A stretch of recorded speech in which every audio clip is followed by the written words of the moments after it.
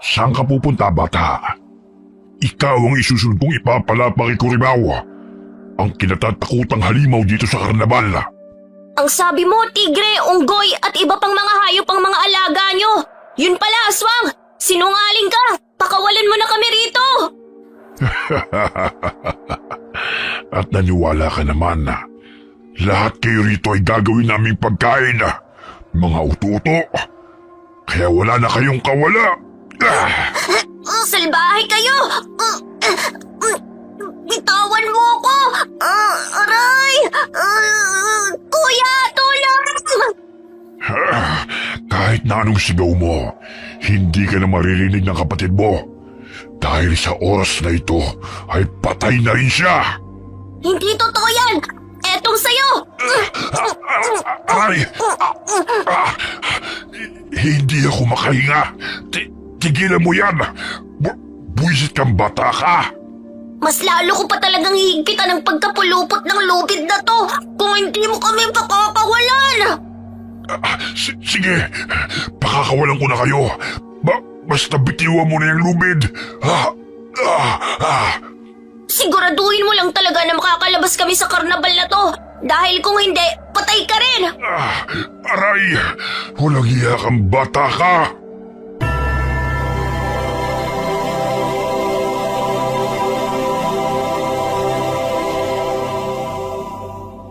Papauwi galing sa paralan ng magkapatid. Napansin ni Bong na tahimik si Bensoy at salubong ang mga kilay. Oh, Bensoy, bakit nakasimangot ka na naman? Tsaka, ano nangyari dyan sa labi mo? Nagsuntukan kami ng kaklase kong si Warren kanina. Sumusobra na kasi siya, kuya eh. Palagi niya akong pinapahiya sa klase. Kaya ayun, binasog ko din ang mukha niya. Ilang beses ko bang sasabihin sa'yo na huwag kang makipag-away? Ang tigas talaga ng ulo mo. Sigurado akong pagagalitan ka na naman ni nanay kapag nakita niya yung mga sugat mo. Siya tong nauna eh. Tinutukso akong tutubuan din daw ako ng kaliskis sa mukha. Kaya dapat layuan ako ng aming mga kaklase. Dahil may kapatid daw akong taong ahas. Kaya hindi malayong magkakaganon din ako. Pinansin mo na naman yung mga batang yon. Hindi ako taong ahas. Sakit lang to sa balat. E di sana kung totoo yun, kinain ko na lahat ng tao dito sa baryo. Takutin mo kaya yung si Warren para hindi na ako tuksoin ng abnormal na yon. Paano kaya kung puntahan mo siya bukas? Kung papatulan mong lahat ng mga taong nanunukso sa'yo, baka mapigtas na yung ugat mo sa liig. Hayaan mo sila, titigil din ang mga yun.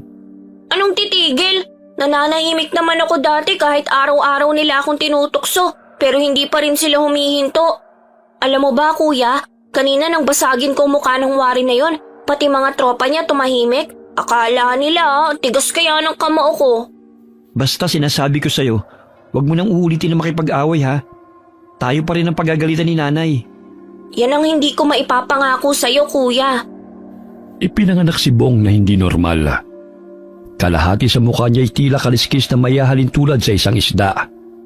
Ang isang balintataw naman niya ay kulay dalandana. Kaya't yun ang dahilan upang maging tampulan siya ng tukso. Kahit ang bunsong kapatid niyang si Bensoy ay hindi nakakaligtas sa panunukso ng mga kaklase nito. Kuya, tingnan mo si Mang Pulon. Nagbibihis na naman siya bilang clown. Nakakamangha yung mga magic na ginagawa niya. Alam ko din ang mga simpleng tricks na ginagawa niya. Pareho na lamang sa mga lasong pabago-bago ang kulay. Ang lubid ay biglang tatayo. Sa kahon naman, biglang may lilitaw na kuneho. Paano mo nalaman ang mga tricks na yon? Siyempre alam ko, kasi akong sidekick ni Mang Pulon. Ay, ikaw pala yung loko-lokong clown na kasama niya? Aliw na aliw pa naman ako sa katangahan nun. Akala ko totoong pumapalpak, yun pala palabas niyo lang. Mga 2 linggo na akong sumasama sa kanya. Sayang din kasi yung binibigay niya sa akin sa tuwing magtatanghal. Pambili pa yun ng bigas at ulam. Bilisan na natin sa paglalakad dahil magbibihis pa ako. 5:30 dapat makarating na kami sa plaza. Kuya, gusto ko rin pong sumali sa inyo ni Mang Pulon. Kapag nangailangan siya ng isa pang kasama, sasabihan kita. Nasa ika-6 na baitang sa elementarya si Bensoy. Samantalang sa edad na 20, nasa ika-4 na baitang pa lamang sa sekundarya si Bong. Siya na rin ang naging katuwang ng ina sa paghahanap buhay, buhat ng mamatay ang kanilang ama. Kahit nag-aaral ay sumasideline siya sa pagiging kargador sa palengke at kahit na anumang trabaho na maaaring pagkakitaan. Hanggang sa maging assistant ni Mang Pulon na isang magikero sa fiesta, karawan o anumang klaseng pagtatanghal. Nay, may dala po pala akong bigas dito. Ikaw na magsaing, Bensoy. Magbibihis na ako. Kararating mo lang anak, aalis ka na kaagad. Magtatanghal po kami ni Mang Pulon sa plaza. Sige po, Nay. Kukunin ko lang po yung damit ko.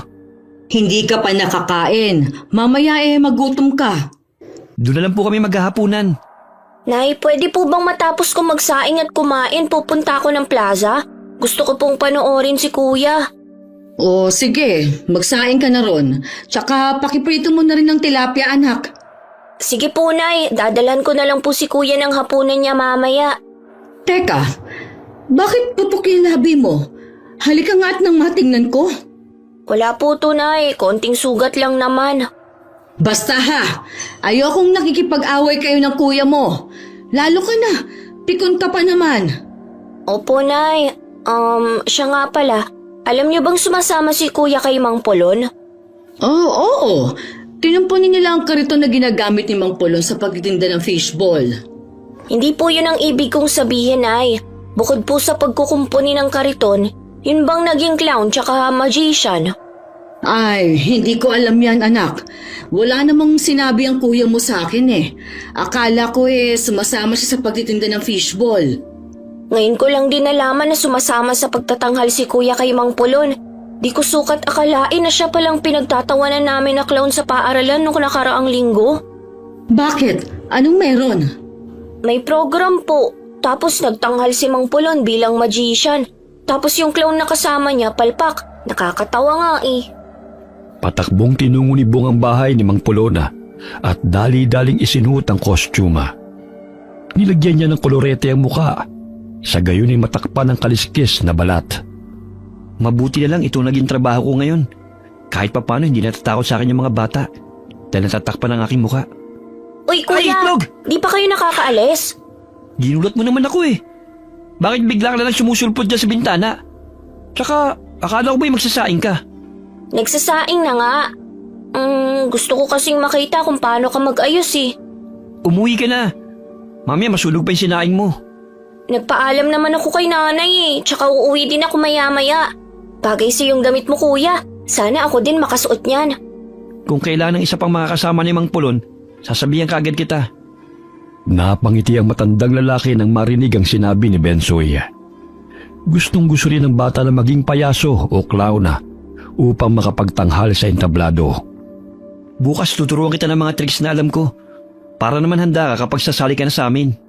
Talaga, kuya? Sige po, gusto ko yun. Pero bago yun, umuwi ka na muna. Bantayan mo yung sinaing.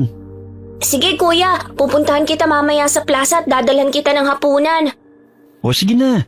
Ang kulit-kulit mo Hindi tuloy ako makapag-focus sa ginagawa ko rito Pakaway-kaway na nagpaalam si Bensoy habang papalayo. Ilang sandali pa'y umalis na rin sina Bong at Mang Pulon patungong plaza. Bitbit ang mga gamit at sinakay sa tricycle. 6:30 ng gabi. Tumungo si Bensoy sa plaza, bitbit ang hapunan ng kapatid. Malayo pa lamang ay naririnig na niya ang palakpakan ng mga tao. Karamihan ay mga bata. Bispiras ang kapistahan sa baryo, kaya't maraming palabas sa pangunguna ni Mayor. Naghanap siya ng pwesto upang makapanood siya na maayos. Ang galing nila. Yun nga lang pumapalpak si kuya. May halong komedya ang magic nila Sana balang araw makapagtanghal din ako sa entabladong yan at palakpakan ng mga tao. Paano kaya lumabas ang kalapati sa kahon? Kayong kanina wala naman. Hanip talaga ang magic. Hoy bata, umalis ka nga riyan. Nag-video ako Nauna kaya akong tumayo rito. Doon ka sa bandang likuran kita mo naman nanonood ako rito Gusto mo bang ikaw ang pagkaguluhan mamaya ng mga tao? Sapakin pa kita dyan Bakit ba kasi mahilig kang mang-agaw ng pwesto? Ang dami-daming lugar dito banda ang maganda ang kuha Aangal ka? Parang namumukhaan kita. Ikaw yung kapatid ng taong ahas na si Bong. Taong ahas ka riyan, hindi ahas ang kuya ko. Ikaw nga, yung buhok mo parang pugad ng manok eh. Kulang na lang dyan, mga itlog. Anong sabi mo? Pangit na nga, bingi pa. Makaalis na nga rito, sinisira mo lang ang panonood ko. Hoy! Bata, bumalik ka rito! Matagbil ang dila mo ah! Kanina pinapaalis mo ako, tapos ngayon pinapabalik mo? Ano ba talaga? Nakipagsiksikan na lamang si Bensoy sa mga batang nanonood. Patalon-talon pa ang mga bata nang ihipa ng matandang payaso ang mga bulanan ng galing sa laruang espada. Abay, ang galing. Kaya na rin ni kuya na patayuin ang lupid. Paano kaya niya nagawa yun? Alas 8 ng gabi natapos ang pagtatanghal ni Bong at Mang Polon. Pumunta sila sa entablado at do'y nagpahinga. Bisperas ng kapiestahan, kaya't may gaganaping patimpalak na sayawan. Dali-daling tumakbo si Benso sa likod ng entablado upang hanapin ang kapatid. Kuya, grabe ang galing mo na. Akalain mo nagawa mong paramihin ang panyo sa iba't ibang kulay? Tsaka yung lubid, matagal na nakatayo lang. Sa susunod, 3 na tayo magtatanghal, sabi ni Mang Pulon. Talaga? Sabik na akong makapag-ensayo. Napansin kong umalis ka sa kinatatayuan mo kanina. Ah, oo. Dahil pinaalis ako ng Rowella na yon. Di ba yun ang palaging nanunukso sa yung kaklase mo? Gusto mo bang upakan ko siya? Sus, tumigil ka nga. Ang liit mo para upakan niya si Ruela. Tsaka babae pa rin yun. Hindi dapat pinapatulan. Magmimistulang kuto ka lang. At kaya kanyang tirisin sa laki ng katawan nun. Matakot siya sa kutong kagaya ko. Makalait, akala niya kanais-nais ang itsura niya. Ang pangit din naman. Ay, may dala-dala pala akong kanin at pritong tilapia. Kumain na muna kayo. Nagdala ka pa niyan. May binigay na pagkain si Kapitan. Halika, kumain ka. Wow! Fried chicken at pansit! Palagi bang itong libreng pagkain niyo, kuya? Hindi. Minsan wala rin. Mabuti na lang mabait si Kapitan. O ito, marami pang kanin. Ngayon lang ulit ako nakatikim ng fried chicken. Matagal na rin ang huli eh. Sa'yo na yan. Akin lang tong tilapia. Hahatian ko si nanay para makatikim din siya nito. Tsaka yung pansit, ibigay na lang natin sa kanya. Ikaw ang bahala. Habang naglalakad ay may napansin si Bensoy na 2 clown. Sumakay ang mga ito sa pulang van. Kuya, hindi lang pala kayo ni Mang Pulon ang nagtatanghal sa desperas ng kapistahan. Ayun sila oh, mas maganda ang costume nila kaysa sa inyo. Pinaglumanan ni Mang Pulon tong suit ko eh. Binata pa siya, suit niya na to no. Tsaka, hayaan mo na sila. Lahat tayo may kanya-kanyang diskarte. Ang kaibahan lang kung paano tayo makakapagbigay ng kasiyahan sa mga tao. Gaya namin, kunwari palpak ako, tapos binabato ko para gumaling. Oo nga nakakatuwa po kayong dalawa. Huwag ka mag-alala. Mag-iipon ako para makapagpatahi ng costume kay Aling Marie. Isa sa'yo, isa sa akin. Talaga, kuya? Oo naman. Pagdating nila sa bahay ni Mang Polona, namangha si Bensoy nang makita sa loob noon ang iba pang mga kagamitan na ginagamit sa pagtatanghal. Mahigit 50 taon ng magician si Mang Polona. Noon ay pamilya silang nagtatanghal sa karnabal. Subalit huminto siya nang mamatay ang kanyang asawa at 2 anak dahil sa aksidente. Nang banggain ng bus ang sinasakyan nilang jeep patungo sa lugar kung saan sila magtatanghal. Pansamantalang huminto si Mang Polon sa trabahong yun dahil sa labis na paghihinagpis. Bagamat muling bumalik ito sa pagiging magician dahil sa tuwing nasisilayan niya ang tuwa sa mukha ng mga bata ay naaalala niya ang kanyang namayapang mga anak. At masaya na rin siya sa ganoong gawain. Ang dami at ang gaganda ng mga gamit Kapag wala kang pasok, turuan mo rin ako ng mga itunuro ni Mang Pulon, kuya Oo naman. Oh, ilagay mo na rito yung kahon. Tsaka iba pang mga gamit.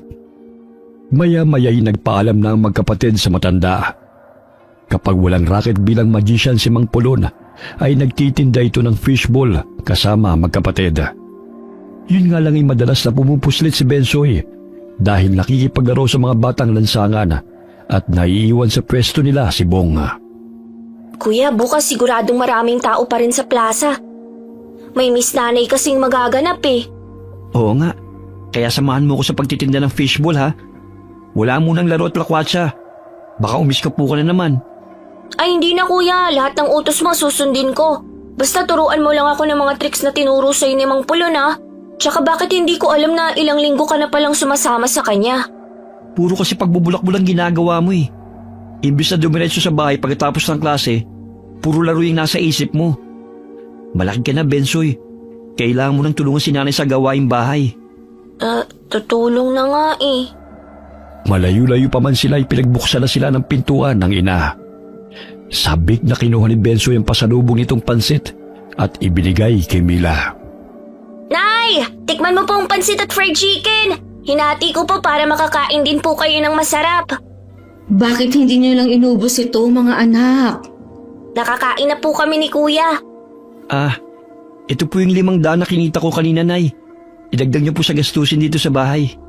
Nako, anak, itabi mo na lang yan para sa pag-aaral mo. May natira pa naman akong pera sa paglalabada eh.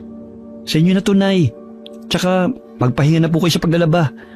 Napapadalas pa namang sumasakit ang likod niyo. Hindi pwede, anak. Alam mo namang nananamlay ang katawan ko kapag walang ginagawa. Tsaka hindi naman gaano kadami ang pinapalaban ni Mrs. Torre. Mga damit lang nilang mag-asawa. Basta, Nay. Huwag niyo masyadong pinapagod ang sarili niyo. Nay, di ba masarap yung pansit at fried chicken? Ay, oo, anak. Gusto mo bang kumain?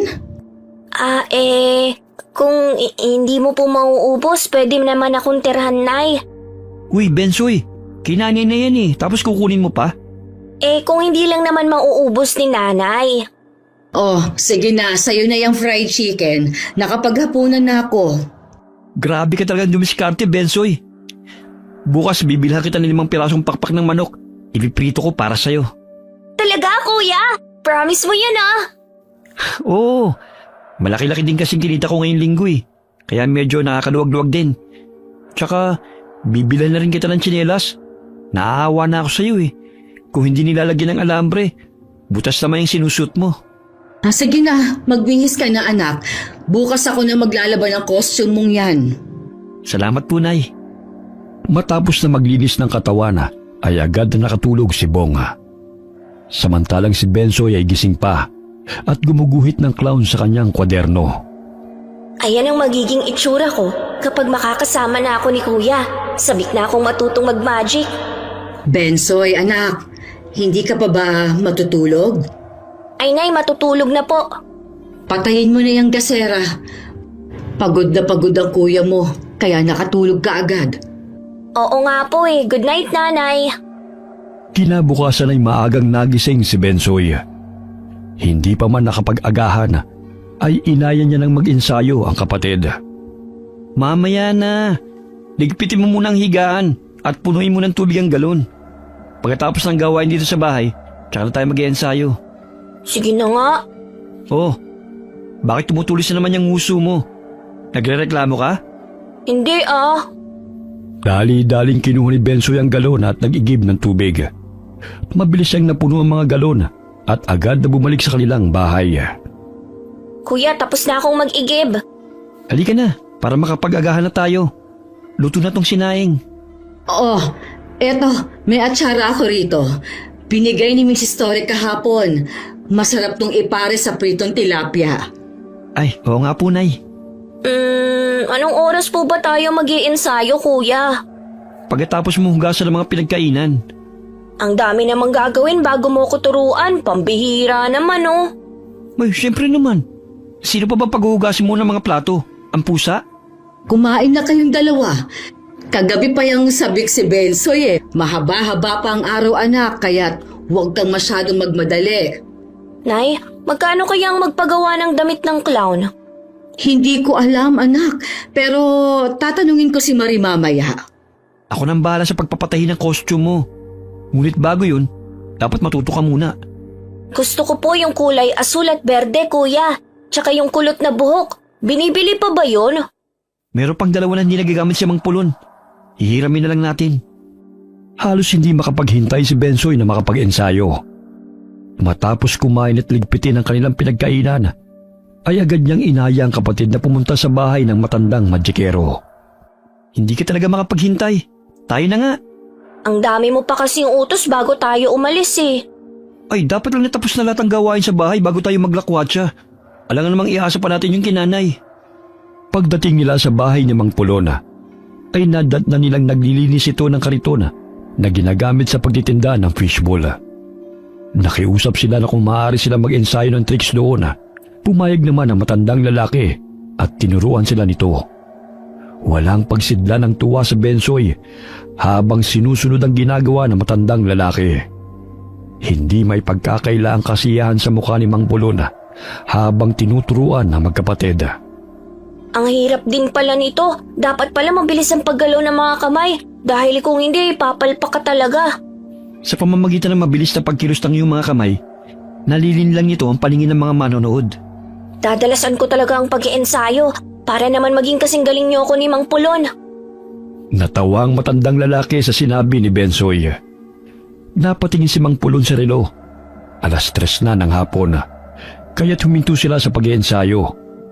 Agad na niligpit ng magkapatid ang lahat ng mga gamit at pinasok sa bahay ng matanda. Kailangan na nilang ihanda ang mga paninda nilang fishbowl at mga sangkap na gagamitin. Ang saya pala ng trabahong to, no? Yung parang naglalaro ka lang. Pero huwag mong pabayaan ang pag-aaral mo, ha? Mamaya makalimutan mo na mag-aaral at pagmamagic na lang ang gawin mo. Lahat ng bagay may limitasyon. Dapat balanse lang. Opo. Umuwi muna tayo. Kukunin ko na yung mantika sa bahay. Habang papauwi, nadaanan nila ang grupo ni Rowela. Maangas ang mga itsura ng mga ito. Nakasuot ng itim na t-shirt at kulay itim ang lipstick at guhit ng mga mata ng mga ito. Magsitago kayo! Baka lamunin kayo ng taong ahas! O di kaya'y mahawa kayo sa kaliskis niya! Hoy, tomboy! Alam kong si kuya ang pinariringgan mo. Wala kang pinagkaiba sa kapatid mong si Warren na matalas ang dila. Pasalamat ka dahil babae ka pa rin. Dahil kung hindi, itutulad kita sa kanya. Aba! Ang tapa mong kutong lupa ka! Ikaw pa lang nang bugbog sa kapatid ko?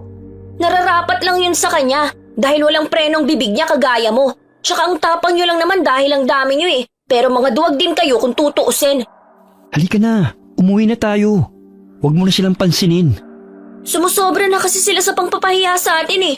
Tsaka hindi pwedeng basta-basta ka lang nila lalaitin sa maraming tao. Ikaw bata, baka gusto mong isabit kita sa punong yan.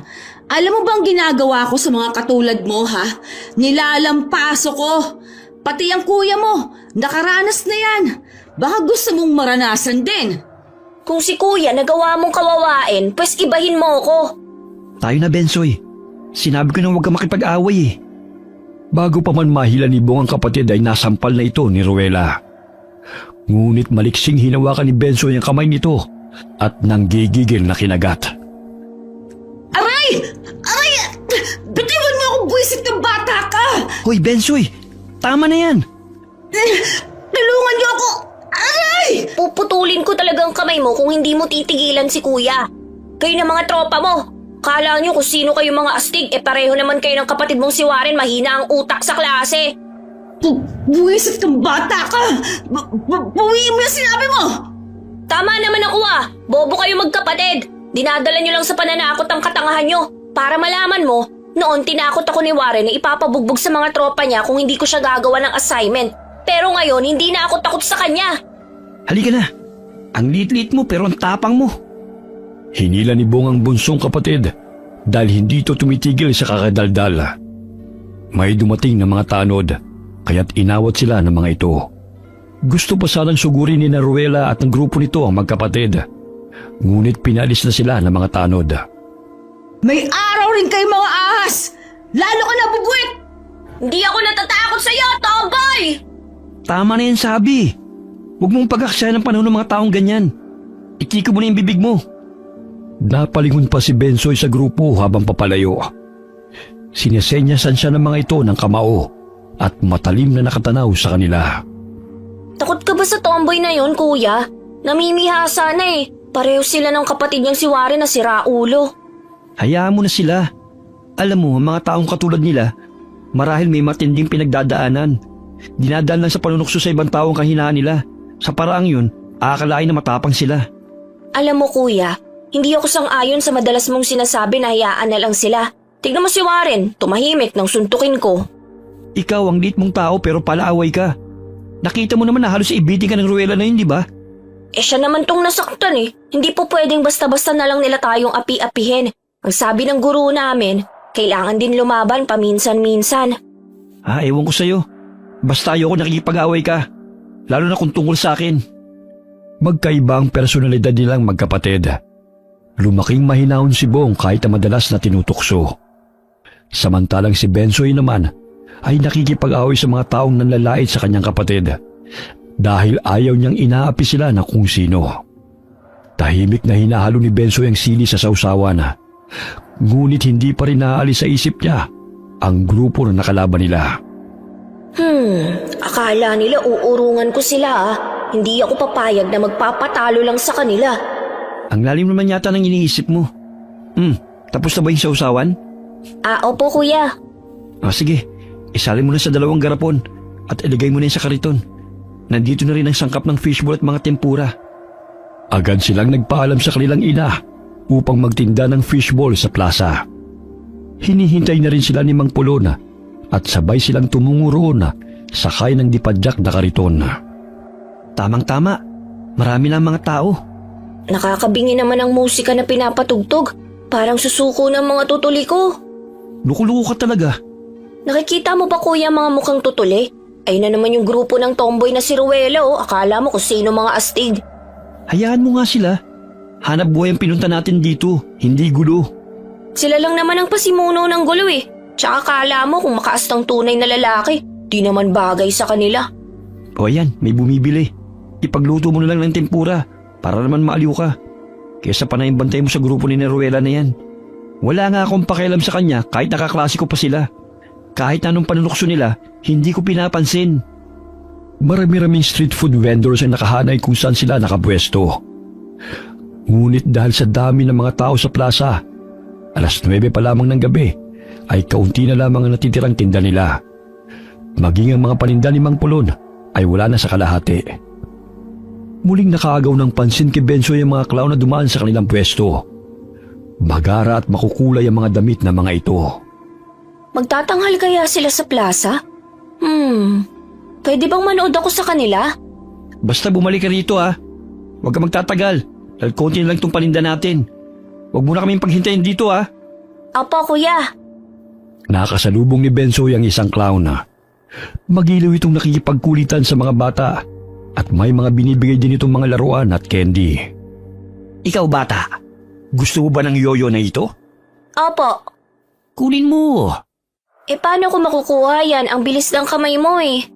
Gusto mong makakita ng marami pang magic? Opo, magtatanghal po ba kayo sa entablado ngayon? Hindi dito.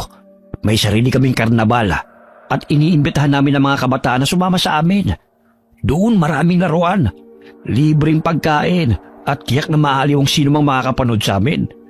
May mga kasama kaming serkero at iba pa. Hindi lang magic ang gagawin namin, kundi may mga hayop pa kaming kasama ron. Baka naman makawala ang mga hayop. Hindi na nanakit ang mga alaga naming tigre. Dahil yun inapaamo ng magician na kasama namin. Maging ang mga bata ay naging kaibigan nun. Talaga? Gusto kong sumama at manood ang pagtatanghal nyo. Halika na, sumama ka sa amin. Nakikita mo ba yung sasakyan na yon? May mga bata na ron, kaya sumakay ka na. Itinuro nito ang pulang van. Animoy naging sunod-sunuran si Bensoy sa sinabi ng lalaki at dali-dali siyang lumakad patungo sa sasakyan. Subalit malakas na boses ang kanyang narinig. Bensoy! Saan ka pupunta? Kuya? Oh, bakit parang nahimasmasan ka yata? Manonood ako ng pagtatanghal ng mga clown. Kaya lang hindi rito sa karnabal na pupuntahan nila. Isasama raw nila ako. Hindi ba sinabi ko na sa'yo, dito ka lang at huwag kang pupunta kung saan? Ayun na sila kuya halika sumama tayo sa kanila. Natitiyak kong mag-e-enjoy tayo ron. Gabi na kaya hindi pwede. Mamaya mag-alala pa si nanay Tsaka, hindi ka maaaring sumama kahit kanino lang. Lalo na't hindi mo pa kilala. Sabi ng clown, ihahatid din nila ako pa uwi kasama ng ibang mga bata. Kahit na, hindi pwede. Halika na nga, umuwi na tayo. Umiiral na naman yung katigasan ng ulo mo Ayan na sila oh, may iwan na nila tayo. Sa susunod na araw na lang. Umuwi na tayo. Naghihintay na si Mang Pulon, no? Kung hindi pa kita sinundan, kung saan ka na pala nakarating.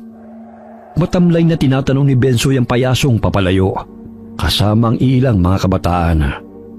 Pumasok ang mga ito sa van.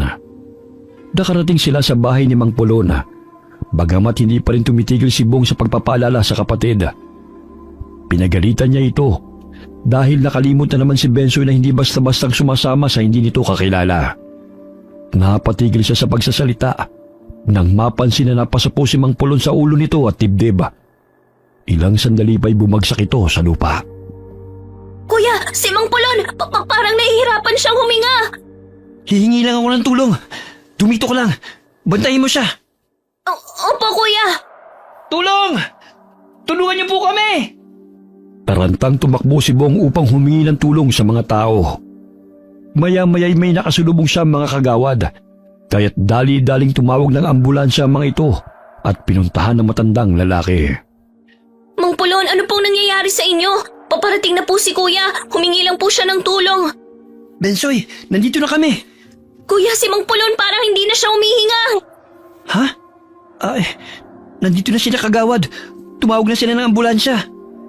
Hindi alam ng magkapatid ang gagawin na. Ilang sandali pa'y dumating ang ambulansya at nagsagawa ng CPR ang isang nurse. Subalit hindi na naagapan ng matanda. Binawian na ito ng buhay pagdating sa ospital. Dahil sa pagod kaya't inatake ito sa puso. Matagal nang iniinda ng matanda ang sakit nito. Ngunit hindi nito sinasabi sa magkapatid at nais lamang ito magtanghal sa entablado upang makapagbigay ng kasiyahan. Madalas niyang sinasabi sa akin na masaya na raw siya dahil parang nakakasama niya raw ang kanyang mga anak sa tuwing kasama niya tayo. Ang bait pa naman ni Mang Pulon. Kaso nga lang matanda na rin siya, kuya. Kaya siguro hindi na niya nakayanan ng pagod. Pinapangako kong hindi ako titigil sa pagtatanghal sa entablado. Kagaya ng sinabi niya na hindi malayong maging magaling din akong magician. Sasamahan kita, kuya. Sayang nga lang hindi ako nabigyan ng pagkakataon na makasama si Mang Pulon sa pagtatanghal. Sa ngayon, asikasuhin na muna natin ang burol niya. Wala naman siyang pamilya eh. Bukod sa atin ang malapit niyang kaibigan. Hindi man nila kadugo ang matandang lalaki. Ngunit gano'n na lamang ang paghihinagpis ng magkapatid. Sapagkat itinuring sila nito bilang tunay na mga anak. Gaya ng isang ama, madalas silang pinagsasabihan na mag-aral ng mabuti. Sa gayon ay makaahon sila sa kahirapan.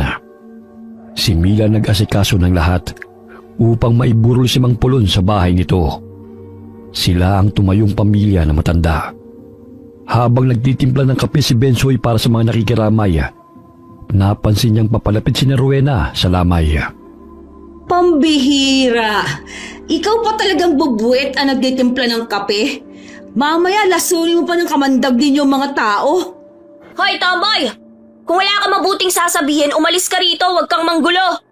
Pupunta ako kahit saang lugar kong gusto. Tsaka hindi mo naman tulamay ah. Gusto bang ikaw naman ang paglamayan bukas? Hoy, tomboy! Hindi ka pwede rito, tsaka wala nang biskwit at kape para sa'yo. Kaya umalis ka na. Parang pinaglihi ka sa sama ng loob eh. Anong sabi mong kutong lupa ka ha? Tanggalin mo kasi yung nakabara sa tenga mo para makarinig ka. Akala mo astig ka? Susuntukin na sana ni Rowena si Bensoy nang pigilan ni Bong ang kamay nito. Ilugar mo naman ang kaangasan mo. Hindi dito sa lamay ni Mang Pulon. Akala mo naman kung sinong concern. Ikaw nga tong dahilan kung bakit namatay ang matanda eh. Malas kang ahas ka. Hoy, tomboy! Kung ahas si kuya, di sana matagal ka na niyang nilunok. Kaya lang kahit totoong ahas, aayaw sa'yo dahil mandidiri sa pagmumukha mo. Oh, anong kaguluhan to mga bata? Irespeto ninyo ang labi ni Mang Pulon. Yang si Ruela na yun, siyang nanggulo, palibhasa, walang modo. Hindi nag-iisip dahil kakarampot ang utak, kagaya ng kapatid niyang si Warren. Ikaw na kutong lupa ka ha? Hilahin ko pa yung dila mo eh. Ano ba ang pakay mo rito, Eneng? Nakikiramay o makikipag-away? Kung maaari umuwi na lang kayo ng mga kasamahan mo bago ko pa kayo ipadampot sa mga tanod. Umalis na kayo rito kung wala naman kayong abuloy. Nakikikain lang naman kayo eh. Psst, Bensoy, tama na. Totoo naman eh. Pangising tinatanaw ni Bensoy si Naruela. Wari tunay na lalaki ito kung umasta at nagmistulang hangir ang katawan nito dahil sa laki ng damit at pantalon. Itim ang kulay ng pulseras at hikaw. Maging sa dila nito ay meron din. Ang mga batang yon, wala na talagang pinipiling lugar na manggulo. Ewan ko ba sa mga magulang nila, hindi tinuturuan ng magandang asal ang kanilang mga anak. Kaya kayo, Bong at Bensoy, ha? Huwag kayong tutulad sa mga kabataang yon. Itong si Benson ay madalas kong pinagsasabihan. Basta, isa-isip at isa-puso ninyo ang lahat ng pangaral ko. Hindi yan para sa akin, kundi para lumaki kayo bilang mabuting tao. Paparating na sina Kapitan. Bigyan niyo sila ng kape at biskwit. Opo, Nay. Isang linggong binurol si Mang Pulona. Hanggang sa may libing ito na tanging ang mga kapitbahay ang naging karamay. Makakasama na rin ni Mang Pulo ng pamilya niya. Oo nga po, kuya. Matagal na panahon din silang nagkawalay. Kahit papano, nagpapasalamat pa rin ako na nakasama natin siya. At naranasan muli natin ang mahalin ng isang ama. Halina kayo mga anak. Si Basti na ang bahalang maglagay ng lapida sa puntod ni Mang Polon. Sige po, Nay. Ilang araw ang lumipas. Matamlay pa rin ang katawan ni Bong dahil sa pagpanaw ng matandang kaibigan. Ngunit nanumbalik ang kanyang sigla nang ibalita sa kanya ng ina ang tungkol sa kaarawan ng pamangkin ni Mrs. Torre. Nak, naghahanap ang amo ko ng magician sa gaganaping birthday ng pamangkin niya. Ano, pwede ka naman siguro. Kailan po yun, Nay? Sa susunod na linggo. Sayang din naman kasi kung sa iba pa mapupunta ang bayad. Tsaka kaya mo naman yatang magpasaya ng mga bata. Kuya, isama mo ko. Total, magaling ka na naman eh. Ako na lang ang gawin mong palpak na clown. Pwede naman. Pero kailangan natin mag-ensayo ng mabuti para naman hindi tayo mapahiya. Okay na kayo? Bukas sasabihin ko sa kanya na may nahanap na ako para naman hindi na siya maghanap ng iba. Sige po, Nay. Sayang din po ang kita. Ito ang unang beses na magiging clown ako. Excited na po ako. Ikaw talaga, Bensoy. Siya, ilagay mo na tong uniforme mo sa iyong silid. Makakaasa po kayo, Nay. Halos hindi makatulog si Bensoy ng gabing yun dahil sa pananabik. Napapanaginipan niya ang pagtatanghalina ng kanyang kapatid. Hanggang sa lumitaw ang dalawang clown na mabalasik ang mukha na malakas na nagtatawanan habang duguan ang mga mukha.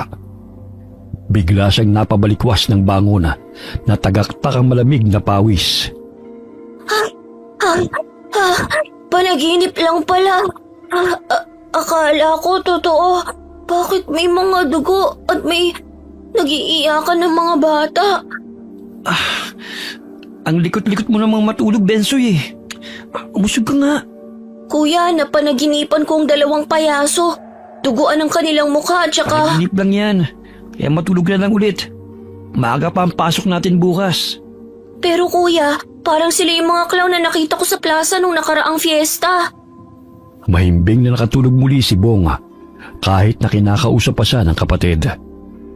Bumalik sa pagkakahiga si Bensoy at mabuntong hiningang ipinikit ito ang mga mata hanggang sa unti-unti siyang nilamon ng antok. Kinabukasan, alas 7 na hindi pa nagigising si Bensoy. Bong, anak, gisingin mo na nga yung kapatid mo, tanghali na Paano po ba naman kasi? Kung ano pa kinukwento sa akin kagabi. Tapos ang likod-likod pa sa higaan. Gisingin mo na para makapag-almusal na kayo bago pumasok sa eskwela. Hoy Bensoy, gumising ka na. Tanghali na. Naghihilig ka pa riyan. Ay, mamaya nga po na lang ako papasok. Inaantok pa ako. Ay, hindi pwede yan. Gumising ka na't maligo. Kung hindi ka pababangon dyan, hihilahin kita patungong banyo. Inaantok pa yung tao eh. Paano hindi ka antukin? Hating gabi na gising ka pa. Padabog na tinungo ni Bensoy ang banyo. Ilang buhos pa lamang ay tapos na itong maligo. Grabe! Wala pang 5 minuto tapos ka nang maligo? Kaya ang dami mong libag sa katawan eh. Malamig ang tubig eh. Huwag na kayo magtalong dalawa. Kumain na kayo ng almusal. Matapos mag-agahan ay agad nang umalis ang magkapatid. Magkalapit lamang ang kanilang paaralan, kaya't sabay silang pumapasok. Bahagyang napalingon si Bensoy sa pulang van na dumaan sa kanilang tabi. Naging pamilyar yon sa kanya. Parang yun ang van na sinakyan ng mga clown na nakita ko sa plaza. Pagtatanghal pa rin siguro sila rito sa baryo. Siguro sa karating purok. Baka may gaganapin na kapistahan. Napansin kong ang daming laruan sa sasakyan, kaya siguro nandito naman sila sa baryo kasi hinatid nila mga bata na nanood sa kanilang pagtatanghal. Hatid sunduro kasi nila mga bata eh, ayon sa sinabi ng clown. Ay, mabuti naman kung ganun. Habang naglalakad, saglit silang napahinto sa tindahan at bumili ng babauning tinapay. Narinig nila ang kwentuhan ng mga ale na may nawawalang mga bata sa baryo at walang nakakaalam kung sino ang salarin. Ilang sandali umalis sila sa tindahan at naging palaisipan rin sa magkapatid kung totoo ang kwentuhan ng mga babae. Kuya, sa tingin mo, sino ang salarin ng pagkawala ng mga bata? Hindi ko rin alam. Pero hindi ba sabi mo, may mga batang sumasama sa mga clown na nakita mo nung fiesta? Baka sila yung nangunguha ng mga bata. Pero hinahatid naman daw nila. Sa bagay, hindi naman natin sigurado kung sila nga ba talaga o hindi ang salarin eh. Kaya ikaw, Bensoy huwag kang sumasama kahit kanino na hindi nagpapaalam ha. Opo, kuya. Tignan mo nandun ang tomboy sa gate. Ang angas kung makatingin sa atin. Mag-iingat ka, kuya. Mamaya, pahiyain ka na naman niya eh. Kaya kong sarili ko. Sige na, pumasok ka na. Palingon-lingon pa si Bensoy bago pumasok sa gate. Magkatapat lamang ang kanilang paaralan, kaya nakita niyang binatukan ni Ruela ang kapatid habang hinahawakan ng dalawang kasamahan nito. Hoy! Taong ahas! Ilabas mo ang tunay mong anyo! Patakip-takip ka pa ng muka Ipakita mo sa lahat ng estudyante ang iyong kaliskis! Ano ba? Bitiwan niyo nga ako! Wala naman akong ginagawa sa inyo Alam mo, taong ahas ka nga. Pero bakit ang duwag-duwag mo? Gusto mo bang balatan ko yung kabilang pisngi mo? Hoy, tomboy! Bitawan mo si kuya! Wala kang kadala-dala Duwag lang yan si kuya kung umaga. Pero mamayang gabi, malakas siya. Sige, saktan niyo siya. Dahil babalikan niya kayong lahat na nangaapi sa kanya. Uy, takot naman ako. Gusto mo bang makita kung paano ko tanggalan ng kaliskis ang kuya mo, bubwet? Nasaan kaya ang gwardya? Bakit wala siya sa gate? Kailangan kong tulungan si kuya. Kumuha ng maliit na bato si Bensoy at malakas na inihagis patungo kay Ruela. Nasapul ito sa noo, dahilan na mabitiwan ito si Bong. Aray! Hindi lang yan ang aabutin mo kung hindi niyo lulubayan si kuya. May trabungko ako ng ahas na siyang nagpapalakas sa amin. Isang utos ko lang sa trabungko ng ahas, mamayang gabi sasalakayin niya kayo. Kabaliwan yan! May patrabong ko kapag nalalaman, ha? Bitiwan niyo ako! Buong lakas na itinulak ni Bong ang mga kaklaseng pumipigil sa kanya. Unang beses nilang nakita ang binata na magalit, kaya't nanilisik ang mga mata nito. Lalo na ang balintataw na maihalin tulad sa ahas. Kaya't natakot ang dalawang lalaki at kumaripas ng takbo ang mga ito palayo. Hoy! Mga duwag, saan kayo pupunta? Siyempre, tatakas. Ang hina talaga ng utak mo. Mamayang gabi, ikaw ang papahirapan ng mga alagad kong ahas. Nakikita mo ba ang bilog na to? Trabungko to ng mga ahas, kaya kung utusan sila, nakainin ka. Totoo ba yan? Mukha ba akong nagsisinungaling? Ibinigay pa sa akin ng matandang pulube, kaya matakot ka sa akin, Ruela. Pigil ang tawa ni Bong sa seryosong mukha ng kapatid habang kinakausap ang kalaban nito. Tumakbo ito palayo dahil sa takot na lusubin ng mga ahas. Totoo ba yung trabungko na sinasabi mo? Pati nga ng maliit na bolang yan? Nabasa ko lang sa comics ang trabungko ng ahas, pero ang bolang to napanalunan ko lang sa perya. May maliit na ilaw sa loob at maliit na baterya. Pambira ka talaga. Akalain mo, napaniwala mo silang totoo na may trabungo ka ng ahas? Bakit kasi hindi ka lumaban sa mga taong yun? Alam naman nating malaki lang ang mga katawan nila pero ang liliit ng utak nila eh. Sige na, pumasok ka na. Mamaya mahuli ka pa sa klase. Ilang sandali pa'y dumating ang gwardiya na nagbabantay sa gate. Sumakit ang siya nito, kaya saglit na nagbanyo. Hindi maipinta ang mukha nila sa takot. Sa susunod, bibili ako ng laruang ahas para takutin sila ulit. Akala nila walang malaking nakakapuwing. Bensoy, natulala ka na naman dyan. Pumasok ka na. Opo, kuya. Dali-daling tinungo ni Bensoy ang silid-aralan. Tahimik na umupo siya sa silya malapit sa bintana. Ang nooy kaklasing siwari na madalas na nanunukso sa kanya ay walang imik at tila nililis nito ang tingin sa binatilyo. Kahit nasa harapan lamang niya ito. Magkapatid talaga si Ruela at Warren. Mga utak talangka. Nakakatawang reaksyon ng tomboy na yun kanina. Ang angas-angas pero takot din pala. Samantala, inayos ni Bong ang panyo na nakatakip sa kanyang mukha. Mula sa kabilang hanay ng mga upuan ay matalim na nakatingin si Ruela at ang mga tropa nito sa kanya. Napapaisip kaya sila kung totoo ang sinasabi ni Bensoy tungkol sa trabungko? Loko-loko talaga yung kapatid kong yun. Ang daming alam. Ilang sandali dumating na ang kanilang guro at nagsimula na ang aralin. Ang nooy maingay na si Ruela ay tahimik hanggang sa matapos ang kanilang klase. Kagaya ng nakagawian, sa tuwing oras ng uwian sa hapon ay hinihintay ni Bensoy ang kapatid sa guardhouse. Oy kuya, kamusta? Inaway ka pa ba ng mga kaklase mo? Hindi, tahimik nga eh. Mukhang natakot sa trabungko na sinabi mo. Paniwalang paniwala talaga siya sa trabungko na taglay ko. Nabasa ko lang kasi yun sa comics at libro ng kaibigan ko eh. Bukas makikibasa ulit ako. Yung kwento naman ng mga tikbalang. Dumaan sila sa patahian ni Aling Marie. Labis ang kasiyahan ni Bensoy nang ibigay sa kanya ng kapatid ang costume nito. Sa akin na ba talaga to, kuya? Oo naman. Mabuti na lang, magkasilaki kayo ng anak ni Aling Marie. Kaya siya lang sinukatan. Sorpresa ko kasi sa'yo yan eh. Ang ganda at makulay pa. Pasalamat ka dahil maraming natirang retaso si Aling Marie. Kaya hindi masyadong mahal ang singil niya. Iniabot ni Bong ang bayad sa ginang at agad na silang umalis. Hindi makapaniwala si Bensoy na may sarili na siyang costume. 3 araw na lang ay makakapagtanghal na rin siya kasama si Bong sa birthday party ng pamangkin ni Mrs. Torre. Maraming salamat, kuya. Sabik na talaga ako maisuot to. Tsaka gagalingan ko talaga ang pagganap bilang makulit na clown. Walang anuman. Basta magpapakabait ka lang palagi ah. Sumapit ang araw ng pinakahihintay na magkapatid. Pagkahalong pananabik at kaba nararamdaman ni Bensoy dahil unang beses niyang makapagtanghal. Nilagyan niya ng kolorete ang mukha at isinuot ang makulay na wig sa kanyang ulo. Nakakatawa palang itsura ko. Bagay ba sa akin, kuya? Oo naman. Hindi ka na nila makikilala. Dumadami na ang mga bata. Medyo kinakabahan ako, kuya. Kalma lang. Natural lang yan sa umpisa. Pero mamaya kapag nagtatanghal na tayo, mawawala na rin yung kaba mo. Tsaka mag-i-enjoy ka na.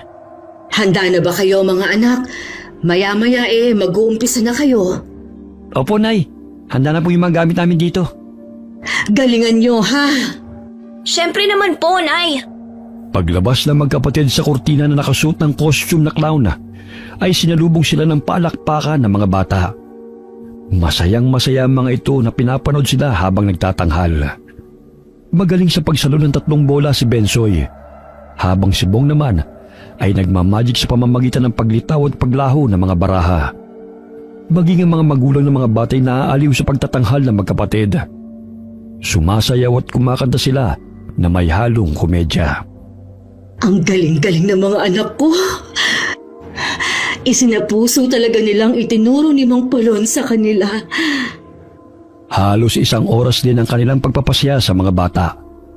Natapos ang kanilang pagtatanghal sa pamamagitan ng pagsama nila kay Princess, habang ibinibigay nito ang mga giveaways sa mga batang dumalo sa kaarawan. Ang saya-saya pala nito, kuya.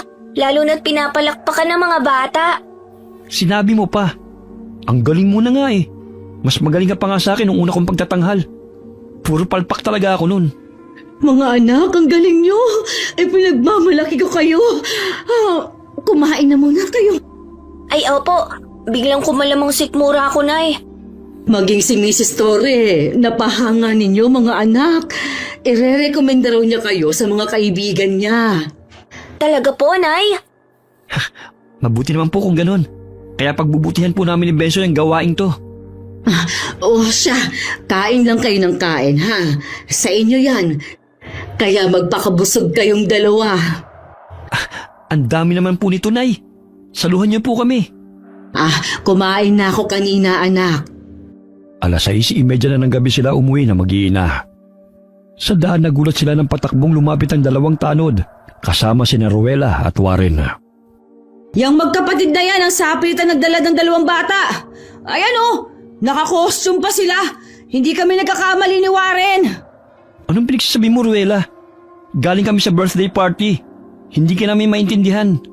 Magmamaang-maangan ka pa talaga. Kitang-kita namin ni Warren na kinakaladkad ninyo yung 2 bata patungong sa sasakyan Siguro, gagawin mo silang pagkain, ano? Anong gagawin pagkain? Wala kaming dinukot. At isa pa, kung dinukot namin, nasa na sila? Pauwi pa lang kami, Malamang nilamon mo na. Di ba nga sabi ng kapatid mo, may trabong kusa ng ahas? Mali ko ba? Kung mga kasapi ninyong dumukot sa mga batang yon. Teka lang ha. Hindi nangunguha ng mga bata ang mga anak ko. Tsaka, wala kaming sasakyan gaya ng sinasabi mo, Eneng. Di pa Jack na kariton lang ang meron kami. Nagkakamali ka sa sinasabi mong yan. Tanungin ninyo yung mga anak ninyo. Kampon sila ng Diablo. Dahil mga taong ahas sila na kumakain ng mga bata. Di ba, usap-usapan ng mga nawawalang bata. Sigurado ako na nilapa na yan ni Bong na taong ahas. Hindi taong ahas ang anak ko. Ipinanganak siyang may sakit sa balat. Pero hindi nangangain ng bata ang anak ko, Eneng. Umuwi na kayo. Kung ano-ano ang pinagsasabi mo Mga Omel, huwag kayong maniwala sa kanila. Kitang-kita namin ang kapatid ko na sila ang dumukot sa mga bata. Hindi ako nagsisinungaling. Humingi ng paumanhin ng 2 tanod sa mag-iina. Hindi lingid sa kanilang kaalaman na gumagamit ng ipinagbabawal na gamot sina Ruela at ang grupo nito. Kaya't ganun ang mga iniisip. Lihim na natawa si Bensoy dahil napaniwala niya mga ito sa trabungko na kanyang sinasabi. Iniwan nila ang 2 tanod kasama ang 2 magkapatid at nagpatuloy sa paglalakad pa uwi. Hindi pa rin pala niya nakakalimutan ng trabong ko. Akala niya totoo yon. Anong trabongko ba yun, anak? Trabong ko ng ahas, Nay. Paano ba naman kasi? Madalas nilang nilalait si Kuya na taong ahas daw. Tsaka sinasaktan pa nila kami, kaya ayun, tinakot ko. Sinabi ko sa kanila na may trabungko ko ng ahas, na naguutos na lapain sila ng mga alagad kong ahas. Kaya ayun, natakot. Kayo talagang mga bata. Ang dami ninyong kapilyuhang iniisip. Ang magkapatid talaga na Ruela at Warren ay nasanay na sa gulo. Napabayaan na kasi ng mga magulang. Nasa abroad ang ina. Samantalang ang ama, lulong din sa bisyo. Kaya napariwara ang mga anak. Napahinto sila sa pag-uusap ng may mapadaan na van. Bigla itong nagbukas ng pintuan sa kanilang harapan at sapilit ang hinila sina Bensoy at Bong. Sino kayo? Saan niyo dadalhin ang mga anak ko? Aray! Bitiwan niyo kami! Walang hiya kayo! Bitiwan ninyo ang mga anak ko! Ipapasok pa sana ng isang clown si Aling Mila sa van.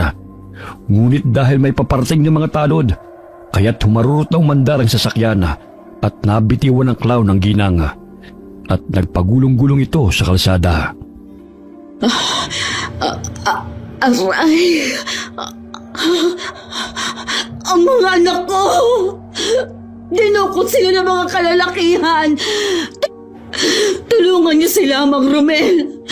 Humingi tayo ng tulong sa kapulisan! Umiiyak na tugon ng ginang. Nasugatan siya sa noo at braso. Kung hindi dumating sina Mang Romel at Mang Basti, maging siya'y nadala ng mga kidnapper. Ayon sa mga tanod, nakuha din daw ng mga ito ang magkapatid na Ruela at Warren. Dali-dali silang dumulog sa istasyon ng pulisya upang i-report ang pangyayari. Kinakalampag ng mga kabataan ang salamin ng sasakyan upang humingi ng tulong. Tumigil na nga kayo sa pag-iingay. Baka gusto niyong dito pa lang ipatayin ko na kayong lahat. Anong kailangan mo sa amin? Bakit mo kami dinukot? Aba, 2 batang payaso. Nagtatanghal din kayo sa entablado, ano? Magiging masaya ito. Madadagdagan kami ng miyembro. Saan mo ba kami dadalhin? Anong kailangan mo sa amin? Tapang bata. Pero sige lang, mamaya mo ilabas ang katapangan mo. Makikilala niyo ang pinakamabangis na hayop sa karnabal. At maglalaro tayo ng taguan mamaya. Mga kampon ba kayo na magkapatid na yan? Pakawalan niyo kami rito! Sinong kapatid ang tinutukoy mo? Yung 2 kaharap mo! Inutusan ka ba nila ha? Nadukutin kami at ipalapa sa mga taong ahas? Taong ahas? Hindi tayo nagkakaintindihan. Pero mamay magiging masaya ang pagtatanghal. Panoorin niyo ang bawat eksena. Dahil naroon si Kurimao. Hindi namin sila kampon. Maging kami dinukot ng mga yan. Magmamaang-maangan pa kayo? Kayo mga taong ahas na kumakain ng mga tao, di ba? Hindi nga kami. Pare-pareho tayong biktima rito. Dinukot nila tayong lahat. Tama si Benzo Ruela. Kaya huwag mo kaming sisihin. Napakasinungaling ninyo magkapatid. Pakawalan niyo na kami rito. Mga walang hiya kayo. Ilang beses na sinabi sa'yo na hindi kaming dumukot sa inyo. Ang hirap mong paintindihin. Totoong sinasabi namin, Ruela. Kaya maniwala ka. Palipat-lipat ang tingin ng kidnapper na clown sa mga kabataang nagtatalo. Tila nabibingisa sa ingay ng mga ito. Tumahimik kayo. Ang ingay-ingay ninyo. Mamaya malalaman niyo kung bakit kayo naparito. Natitiyak kong maaaliw kayong lahat. Huminto ang van sa isang madilim na lugar at tanging isang gusali lamang naroon. Hindi alam na magkapatid kung saan sila dinala ng mga taong dumukot sa kanila. Nasaan na kaya tayo, kuya? Anong klaseng lugar to? Kumapit ka lang. Huwag kang humiwalay sa akin. Malakas ang kutob ko na mapanganib ang lugar na ito. Huwag kayong magtangkang tumakas. Dahil wala na kayong mapupuntahan pa. Hoy! Taong ahas! Saan mo kami dadalhin, ha? Tumahimik ka na nga. Imbis na dumaldal ka dyan, mag-isip ka ng paraan kung paano mo ililigtas ang sarili mo. Pare-pareho tayo nanganganib ang buhay. Kanina pa kayo Hala! Lumakad na kayo! Bilis! Kuya, naririnig mo ba yun? May nagtitilian at nag-iiyakan. Nakakatakot naman dito. Talasan mo ang paningit pandinig mo para makapag-isip tayo kung paano makakatakas. Hoy! Anong binubulong-bulong yung dalawa? Natahimik ang magkapatid nang biglang ihampas ng kidnapper na clown ng latigo nito sa lupa. Napaiktad ang magkapatid na animoy sa kanila tumama ang latigo. Nangangatog ang katawan ng mga bihaga nang makapasok na sila sa karnabal. Bumungad sa kanilang paningin ang malaking entablado na may mga ulo ng mga bata at tinatarget ng isang payaso. Sa malaking hawla ay may nilalang na may sungay at buntot na kumakain ng laman ng tao. Kuya, anong klaseng hayop yan? Hindi naman unggoy o tigre yan eh. Parang aswang yan, Bensoy. Mga aswang ang dumukot sa atin. Tignan mo, kuya. Ang ruleta ay pinaikot-ikot ng isang nakahubad na babae kung saan naroon ang mga dugo ang ulo ng mga bata. Hindi kaya itutulad nila tayo sa mga yun. Narinig nila na pumalahaw sa iyak si Ruela nang makita ang aswang na naroon sa hawla. Kaya't nagalit ang clown sa kanya at kinaladkad siya patungo sa harapan ng halimaw at pinaupo malapit sa hawla. Pilit siyang inaabot ito kaya't patuloy na nagtititili si Ruela. Kailangan natin makakuha ng sandata panlaban sa kanila. Hindi maaaring hayaan na lamang natin silang patayin tayo. Ayun, kuya, may espada. Kailangan nating makuha yun sa isang tao na nasa entablado. Karnabal to ng mga aswang, Bensoy. Dito nila dinadala yung mga batang nawawala at pinapatay. Ang lansa ng amoy ng lugar na to, kuya. Kailangan na nating makaalis rito bago pa mahuli ang lahat. Bong! Tulungan niyo ako rito! Sabihan niyo ang kampo niyo na huwag akong lapain! Tulungan natin si Ruela. Kuya, hayaan mo na siya. Paano tayo makapag-isip ng gagawin ang ingay ng tomboy na yan? Tsaka dyan siya pinaupo ng clown dahil ang ingay-ingay niya mula pa kanina. Tumayo si Bong mula sa pagkakaupo. Kaya sinita siya ng clown na nagbabantay sa kanila. Nanlilisik ang mapupulang mga mata ng mga ito at mabalasik ang anyo. Umupo ka dahil magsisimula ng pagtatanghal ni Maestro. Pwede bang ilayo mo na lang yung babaeng yun sa mabangis na hayop? Hindi kami makapanood ng maayos kung nag-iingay siya eh. Buwisit na bihag na yun. Sige, basta tumahimik kayo riyan at manood na lang kayo. Buti at nakinig ang isang bantay na yon. Di tulad ng isa ang init ng ulo. Kuya, tingnan mo. May kutsilyo sa sahig. Baka pag mamay-ari yan ng clown na nakabantay sa atin. Kunin mo. Huwag ka magpapalata. Nakita ko na yan. Malakas ang kabog ng dibdib ng mga batang naroon habang nakaupo sa kawayang upuan sa harapan ng malapad na entablado. Ang apoy na nanggagaling sa tanglaw o sulo ang nagsisilbing liwanag sa madilim na paligid. Inilibot ni Bensoy ang kanyang paningin. Napansin niya ang kahon na naglalaman ng mga gamit. Kuya, baka may smoke bomb doon. Pwede natin yung kunin panlaban sa kanila. Shh! Tumahimik ka. Andiyan na yung clown kasama si Ruela. Tumahimik ka na. Magsisimula na magtanghal si Maestro. Aswang ang nasa hawla. Sinong hindi matatakot dun? Mas masahol pa kaysa sa hayop. Tumahimik ka. Pag nainis ako sa iyo, ipapasok na kita ron kahit wala pang utos si Maestro. Sinong maestro ba yan? Imbes na sagutin ang katanungan ni Bong, ay matalim na napasulyap lamang sa kanya ang clown na nagbabantay sa kanila. Hinahampas nito ang latigo sa hanay ng upuan kung saan umiiyak ang ilang mga kabataan. Naroon din si Warren na kapatid ni Ruela na pigil ang pag-iyak dahil sa takot na maipasok sa hawla. Mabuti naman at pinaunlakan niyo ang imbitasyon namin, mga bata. Natitiyak kong maaaliw kayo ngayong gabi sa gaganapin naming pagtatanghal. Sa palagay niya, sinong maaaliw sa ganitong palabas? Napakabaho pa rito. Tumahimik ka na muna, Bensoy. Mamaya pag-initan ka pa na nagbabantay sa atin. Mga kampo niyo ba sila? Ito ba ang sinasabi mo, Bubuet? Nauutusan mo ang trabungko mo na lusubin kami? Gumagana pa ba yung utak mo, Ruela? Kanina ko pa sinasabi na hindi namin sila kampon, hindi namin sila kakilala, at higit sa lahat, pare-pareho tayong bihag dito. Paulit-ulit ka na eh. Kuya, tingnan mo, inilatag nilang bata sa mesa. Hahatiin ng maestro na yun, oh. Nanlaki ang mga mata ng magkapatid sa ginawa ng tinatawag na maestro. Nahati ang katawan ng bata at tumatalsik pa ang malapot na dugo. Umalingaw-ngawang iyakan sa lugar na yun at nagsisiksikan ang mga bata sa bawat sulok. Sinong gustong sumama sa akin dito sa entablado? Ayun, may nasisilayan akong batang payaso. Halika at samahan mo ako sa pagtatanghal. Ayoko, dito na lang ako. Ikaw na lang, maestro. Sige na, bata. Sayang naman ang iyong kasuotan kung hindi mo ako sasamahan sa pagtatanghal. Bilisan mo na, bata, bago pa magalit sa'yo si Maestro. Ngayon mo gamitin ang kapangyarihan ng trabungko na sinasabi mo, Bubuet! Pakiusap! Huwag niyo saktan ang kapatid ko! Nangangatog ang mga tuhod ni Bensoy habang lumalakad papalapit sa entablado. Ngunit sumasagi sa kanyang isipan na kailangan niyang kunin ang espada dahil yun lamang ang paraan para makatakas sila sa lugar na yun. Palakas ng palakas ang kabog ng kanyang dibdib. Natitisod pa siya habang papalapit sa tinatawag na maestro.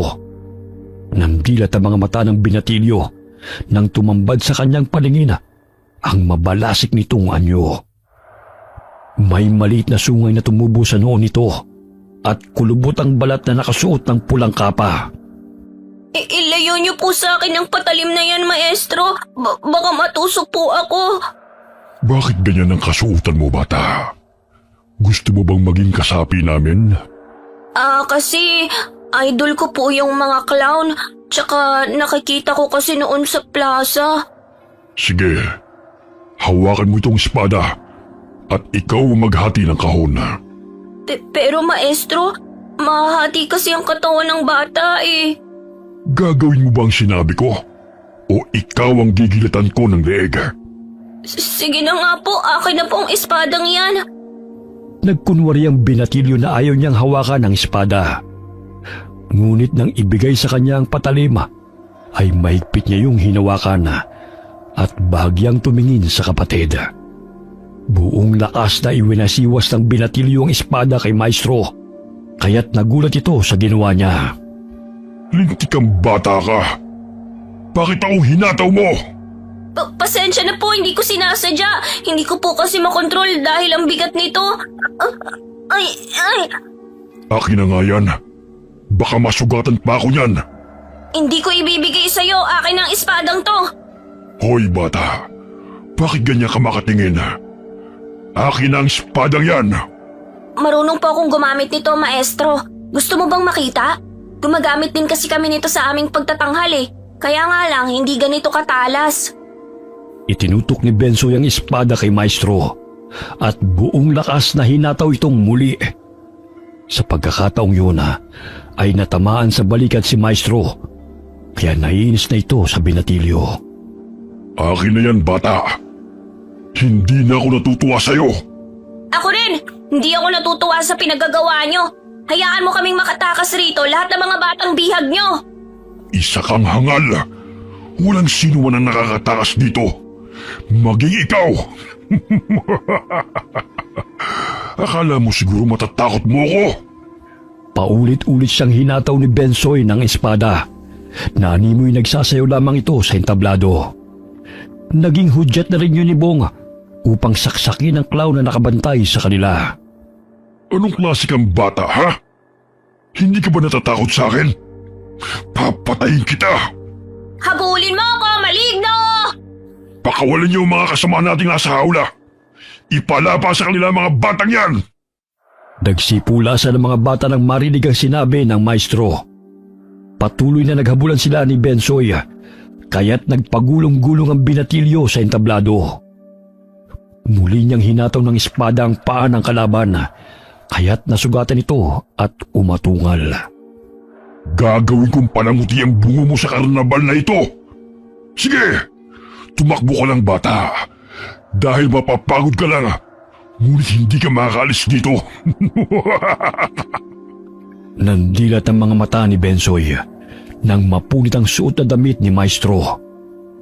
Nagmistulang halimaw ang katawan nito dahil lumaki ang kalamnan na animoy naging taong lobo, katulad ng mga halimaw na nakakulong sa hawla. Mas nakakatakot pa pala ang kanyang itsura. Bensoy! Takpan mo ang ilong mo! Hoy! Aswang! Heto sa'yo! Mga buwisit kayo! Parang hindi ako makahinga. Smoke bomb yun ah. Akalain mo marunong si Ruela doon? Lintik! Halos na lang hapo yata ang lahat ng usok. Mahuli ko lang kung sino may gawa nun. Hindi ako magdadalawang isip na baliin ang leg mo! Sige, Aswang! Langhapin mo lahat yan! Nagkaroon ng pagkakataon si Bensoy na sugurin ng aswang na si Maestro. Mabigat ang espada, ngunit pilit niyang hinataw ang kalaban at tinamaan ito sa tagiliran. Anong klase mga bata ang dinala niyo sa karnabal? Sino pa ang sisira sa mga plano natin? Ikaw, anong tinutunga mo riyan? Patayin mo ang batang yan! Bensoy! Akin ang espada! Ako nang puputo sa ulo niya! Magkakasama kayo! Mabilis na kinuha ni Bong ang espada sa kapatid at sinugod ang aswang. Bagamat nakailag ito at tinadyakan silang dalawa, tumilapon sila sa gilid ng entablado at napasubsob sa mga bangkay ng mga batang wala ng ulo. Patay! Ang dami nila, kuya! Nakakadiri ang mga dugo! Tapos wala na silang mga ulo! Nandun ang ulo nila nakasabit sa ruleta. Hindi ako makapaniwala na ginagamit nilang kahinaan ng mga bata para linlangin. Ginamit nilang patibong ang laruan at mga candy para sumama sa kanila. Nandito rin kayo? Pambihira! Akala ko mga aswang kayo eh. Paano tayo makakatakas rito? Hinahabol kami ng babaeng aswang na nakalabas sa hawla. Di ba matapang ka? Harapin mo kaya sila. Tumahimik na kayo. Mamaya marinig pa nila tayo. Pinapatay nila ang mga bata. Kaya maging tayo, walang kawala sa bababangis ng mga aswang na yon. Nandiyan na sila. Patay tayo nito. Wala kayong ititirang buhay. Lahat ng mga batang bihag ngayong gabi ay dapat na mamatay. Lalo na mga batang buwisit na yon. Nagtatapang-tapangan sa teritoryo ko, ha? Hanapin niyo sila! Masusunod po, maestro! Naamoy ko kayo, mga bata. Alam ko kung saan kayo nagtatago. Pero sige lang, gusto niyo maglaro ng tagu-taguan? Kaya pagbibigyan ko kayo. Ang sino mang mahuhuli ko, puputulan ko ng ulo! Pigil ang hininga nila. Nanginginig na napayakap si Warren kay Rowella. Naghahalo na ang sipon at luha nito dahil sa takot. Hinawi ng aswang na si Maestro ang kurtina kung saan sila naroon. Bulaga, nandito lang pala kayo. Sinong gusto niyong unahin kong patayin? Itong sayo! Singhutin mo! Tama na. Ilayo niyo sa akin ang smoke bomb na yan. Ang pait sa mata. Eto pa ang dart. Tingnan ko kung masasapul ka nito. Nandito ang mga batang walang hiya. Hulihin niyo sila. Bensoy, tama na yan. Kailangan nating umalis dito. Natuntunan nila tayo. Grabe na siya ng dugo. Halos hindi ko masikmura ang amoy. Gumapang tayo patungo sa bandang kwarto na yon. May naanino kung maaari natin gamitin laban sa mga aswang. Nandito lang pala kayo. Saan naman kayo pupunta? Labis ninyong ginalin si Maestro. Kaya may paglalagyan kayong lahat. Parang asong ulo na naglalaway ang clown na yan. Aswang din kaya siya katulad ng halimaw na yun na humahabol sa atin? Malamang. Tumayo si Bong mula sa pagkadapa. Dahil sa hindi ganun kaliwanag, ay hindi napansin ng aswang na payaso ang espada na hawak ng binata. Nanginginig ang mga kamay na itinarak ni Bong sa bandang dibdib nito ang espada at paulit-ulit na inundayan ang saksak. Agad nilang binuksan ang pintuan at bumungad sa kanila ang mga gamit. Kaya't isa-isa silang kumuha na maaari lang gawing sandata. May naaninag silang iilang mga bata na nagkukubli sa sulok ng karnabal na yon. May mga bata. Kailangan natin silang iligtas. May isang kahon na naglalaman ng dart dito. Bilisan niyo, may paparating. Bong, ang dalawang halimaw nasa likod na natin. Paano ba yan? Nahanap ko na naman kayo. Wala na kayong mapagtataguan pa. Huwag na kayong magpumilit na tumakas. Hoy! Lumayo ka sa amin! Yung mga bangkay na lang ang kainin mo kung talaga nagugutom ka! Tumahimik ka! Gusto mo bang ikaw ang unahin ko? Ang pinakaayoko sa lahat ay ang utusan ako sa dapat kong gawin. Ang daldal mo, ha? Hinila nito si Rowella sa paa, kaya't malakas itong sumigaw. Bagamat bago pa nito masakmal ang bihag, ay itinuon ni Bensoy ang smoke bomb sa mukha ng mga halimaw at pinindot ang buton. Lumabas ang usok at nalanghap yun ng dalawang halimaw. Nabitiwan nito si Rowella, kaya't nagkaroon sila ng pagkakataon na sugurin ng mga kalaban. Sumampa si Bensoy sa likod ni Maestro at paulit-ulit na sinaksak ang mga mata nito gamit ang dart. Bitiwan mo ako, bata! Aray! Hindi kasiyahan ang dala mo, kundi takot at lagim. Ikaw ang dapat na mamatay. Hindi ang mga batang katulad namin. Mga bata, huwag kayong matakot. Kumuha kayo na maaaring gawing sandata laban sa kanila.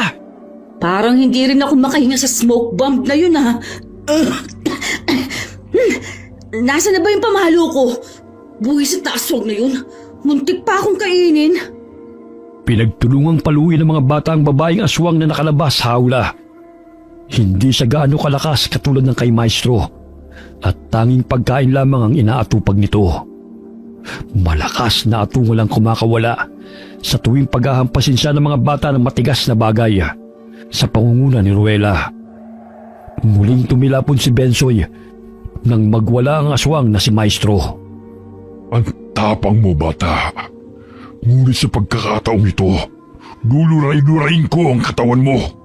Napakalakas ang Maestro na yan. Bulag ng isang mata niya. Ngunit parang hindi man lamang nakakaramdam ng sakit. Nilalapitan niya na si Bensoy. Kailangan ko siyang maunahan bago pa niya mapatay ang kapatid ko. Aray! Ang sakit ng likod ko! Hoy, bata!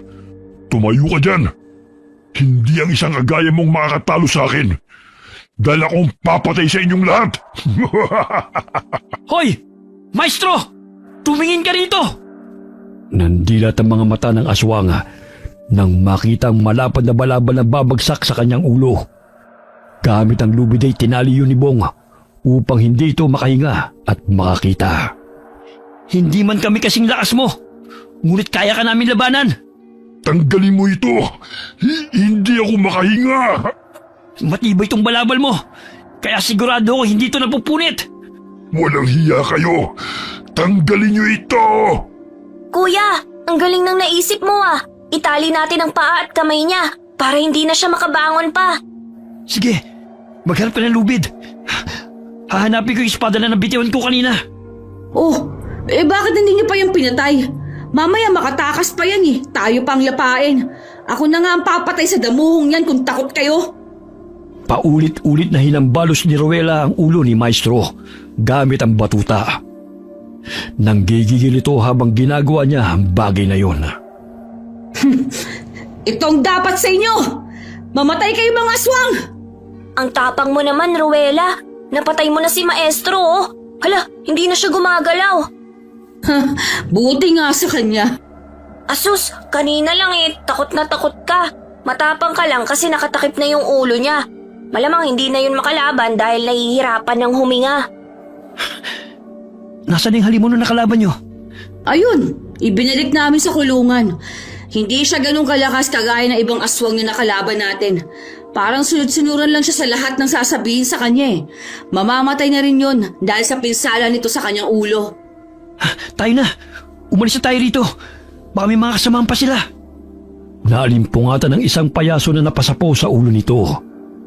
Nawalan ito ng malay dahil sa lakas ng pagkakauntog nito sa padera nang hilahin ng mga bata ang kanyang mga paa.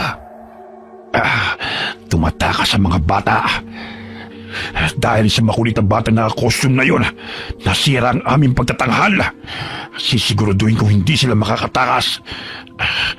Nasaan na kaya si Maestro? Anong ginawa nila kay Kurimaw? Parang naging siya sa loob ng kulungan. Aray, ang sakit ng ulo ko. Nanino nitong pinipihit ng mga bata ang pintuan. Kahit na anong gawing pagpukpok ni Bong sa seradura ng pinto, ay hindi niya ito magawang buksan. Kailangan natin hanapin yung susi. Paano na yan, kuya? Hindi natin alam kung nasan yun. Teka, sandali. May naisip ako. Di ba may firework dun sa kahon kanina? Kailangan natin makakuha ng pulbura para mabuksan natin ang pintuan. Oo, pero paano? Ilalagay natin sa butas ang seradura at sindihan. Sige, ako nang kukuha. Dito lang kayo. Dali-daling tinungo ni Bong ang kahon kung saan nakalagay ang fireworks. Akmang babalik niya sa kinaroroonan ng mga kasamang bata. Subalit hinarangan siya ng isang payaso.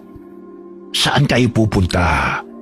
Sinira niyo ang karnabal at pinatay niyo ang aking mga kasamahan. Pwes, sisiguraduhin kong walang sino man ang makakaligtas ni isa man sa inyo. Bitiwan mo yung apoy. Pati ikaw matutusta rin kapag sinindahan mong lahat ng mga paputok na yan. Wala na akong pakialam. Sama-sama tayong mamamatay. Hindi ko hahayaan na may masaktan ka pa. Sinipa ni Bong ang kamay ng payaso na may hawak na sulo. Kaya't tumilapon ito palayo sa mga paputok. Bagamat nilamon ng apoy ang kurtina at nagsimula ng magliyab. Kailangan mabuksan ang pinto bago pa kami matusta rito. Hindi na kayo makakaalis rito. Sama-sama tayong magiging abo. Nagpambuno silang dalawa at nagpagulong-gulong sa sahig. Nagsigawan ng mga bata dahil palaki ng palaki ang apoy. Kumaripas ng takbo si Bensoy patungo sa kinaroroonan ng kapatid. Bilisan nyo na! Buksan nyo na yung pinto! Bago pa tayo mamatay dito! Pabayaan mo na ako! Pero kuya... Bilisan nyo na! Ako na ang bahala sa lokong to! Dali-daling dinala ni Bensoy ang kahon na naglalaman ng fireworks kay Ruela. Agad nilang kinuhang pulbura sa isang paputok at inilagay sa butas ng siradura. Doon muna kayo sa gilid mga bata. Baka matalsikan pa kayo rito eh. Sisindihan ko lang to. Ilang sandali pa'y sumabog ang siradura matapos sa sindihan yon ni Ruela. Nabuksan nila ang pintuan kaya't dali-daling tumakbo palabas sa mga bata. Mauna na kayo. Babalikan ko lang si kuya. Sige, ako nang bahala sa mga bata. Mag-iingat ka ha. Nagkubli sa mga halaman si Ruela kasama ang mga batang nakatakas. Umiiyak ang mga ito kasabay ng pag-aalala nila sa magkapatid. Kuya! Nakasan ka na! Bensoy! Lumabas ka na! Sige na! Mamamatay tayong pareho. Lahat kayong mga pasaway na bata. Ayun ang espada. Kailangan kong tulungan si kuya mula sa aswang na yon. Lumalaki na ang apoy. Halos kalahati na ng karnabal na to'y natutupok. Hindi ako aalis hanggat hindi kasama si kuya. Ang tigas talaga ng ulo mo, Bensoy! Gusto ko talagang samahan ng kapatid mo hanggang kamatayan. Pwes, pagbibigyan ko siya. Pumaibabaw ang payaso kay Bonga.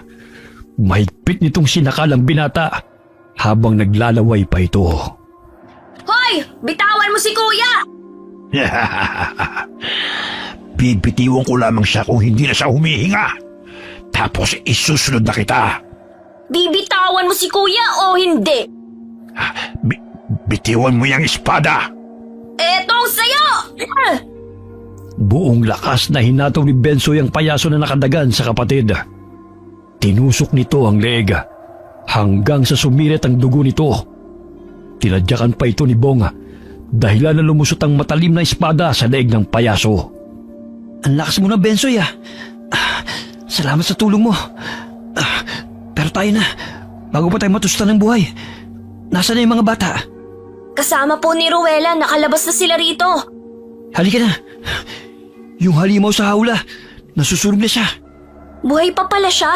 Akala ko napatay na namin. Nakakabingi ang palahaw niya. Humahangos na tumakbo ang magkapatid hanggang sa makalabas ng karnabal. Sunod-sunod na pumutok ang mga fireworks dahilan na nakaagaw ng pansin yun sa mga tao. Ang sikot ng lugar na ito. Sa tingin ko layo nito sa baryo at liblib na lugar na ito. Siguro ang dami na nilang nabiktimang mga bata, ano? Tapos dito nila dinadala upang gawing pagkain. Hindi ko sukat akalain ang mga aswang palang mga clown na yon. Bong! Bensoy, andito kami! Mabuti naman ligtas kayo. Nasaan ang kapatid mo? Nandoon! Ayaw lumabas sa mga halaman. Nanginginig pa rin sa takot eh. Ang dilim pa. Pero kailangan na natin makaalis dito. Hindi natin nasisiguro na ligtas na tayo. Kuya, tingnan mo, may dipadyak na maaari nating sakyan. Parang mahabang karitela. Sige, sumakay na kayo dyan. At ako na magmamaneho.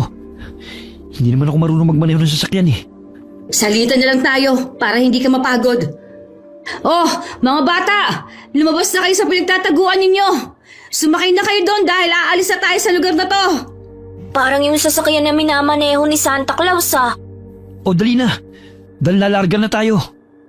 Nag-umpisang pumadyak si Bonga. Hindi nito alintana ang pagod sa kagustuhan na makaalis sa malaimpyernong lugar na yon. Hindi man lahat ng mga bata ay nakaligtas. Ngunit laking pasasalamat pa rin nila na nakaligtas sila mula sa mga kamay na mapagkunwaring grupo ng mga aswang. Ako naman ang magmamaneho, kuya. Alam kong pagod ka na eh. Sige. Nagsisimula ng sumikat ang araw. Siguro yung layo pa rin natin sa kalsada. Napakasikot pa ng daan. Sandali. May naririnig ako mga yabag.